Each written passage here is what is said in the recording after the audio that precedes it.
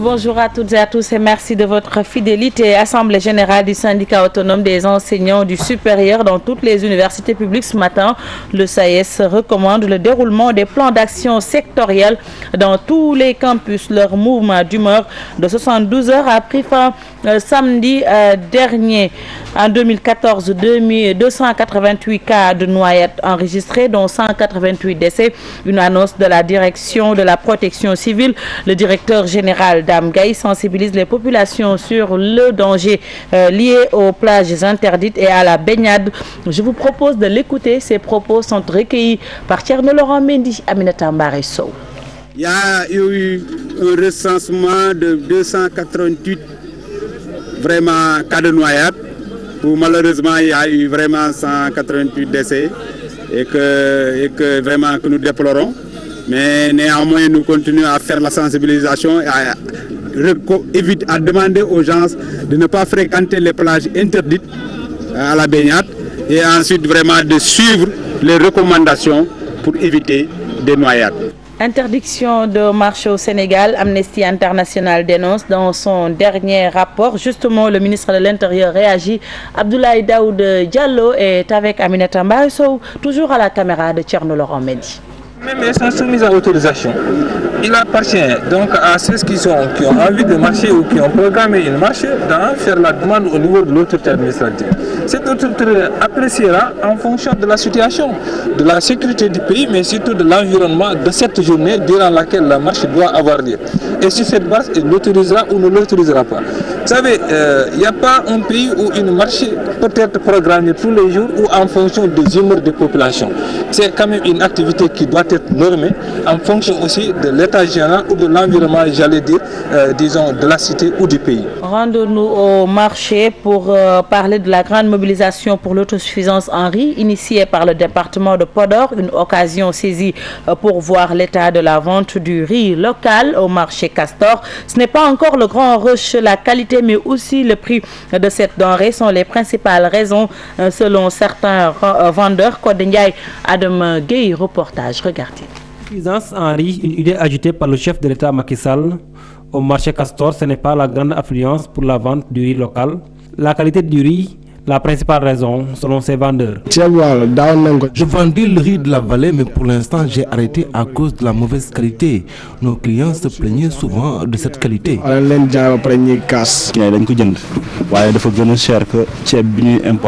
Les clients achètent le riz local, mais c'est un peu cher. En plus, les femmes ne savent pas comment le préparer. Il y a une qualité moins chère, mais elle est un peu poussiéreuse.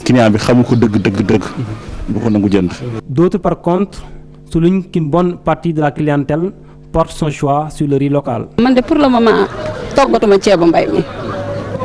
moi, je n'achète plus le riz local. Les autorités devraient améliorer la qualité. Parce que quoi qu'on dise, le riz local est vraiment économique.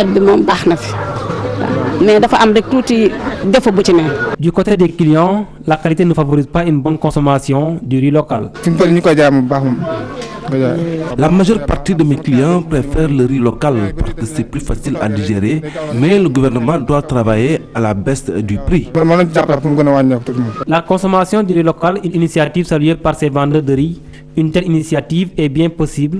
Toutefois, l'État doit mettre les moyens pour assurer une bonne qualité du riz local. Code Ndiaye, merci. Les employés de la Chambre de commerce de Ziguinchor estiment être prématurément à la retraite et remplacés par d'autres agents qui, eux, étaient déjà à la retraite. Ils l'ont fait savoir lors d'un point de presse correspondant signé Boubacar Diassi. Il y a un aspect social vraiment que nous avons voulu dénoncer, que des gens ont été licenciés abusivement et envoyé de force à la retraite à l'âge de 55 ans. Et paradoxe de cette affaire-là, ce monsieur, il recrute des retraités. Donc on n'a pas compris, on s'est dit que peut-être il y avait un pléthore de personnel, mais tout simplement, il a enlevé des jeunes pour mettre des vieux dans cette chambre de commerce. Du même coup, il a cassé des familles. Parce que, encore paradoxe de cette affaire-là, il n'a pas reversé l'IPRES et la caisse de sécurité sociale de tous les employés de la chambre de commerce. Vous pouvez aller à l'IPRES ou à la caisse de sécurité, ce n'est pas un secret. Donc du coup, des familles sont brisées. Sous peu, ces pères de famille n'auront même pas de quoi payer la scolarité de leurs enfants. leurs épouses vont partir. Ils ne vont pas pouvoir payer leur location. On est en Casamance, on demande vraiment une solidarité. Et on pense que ce n'est pas que leader, quelqu'un qui est censé diriger tous les opérateurs de cette région puisse se comporter ainsi. Donc par rapport à cette situation, on s'est dit qu'à partir d'aujourd'hui, on fait un appel au président de la République, à toutes les autorités, le gouverneur qui vient de s'installer, de faire attention et de demander réellement qui sont ces gens-là. Du foot pour terminer ce bulletin, 12e journée Ligue 1 sénégalaise au stade Demba Diop. L'AS Douanes a perdu devant le Casa Sport 2-0. Dans l'autre rencontre, le Jaraaf a dominé la Linguère de Saint-Louis. Score final 3-1. Compte rendu signé Pape Faragninga Younous Diatta pour les images.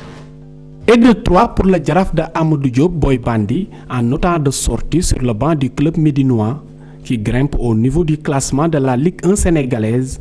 Un déclic dû à l'union des cœurs et un bon état d'esprit. Aujourd'hui, voilà, toute la famille s'est réunie, les supporters sont là, les dirigeants sont là. On essaie ensemble de pousser cette équipe-là.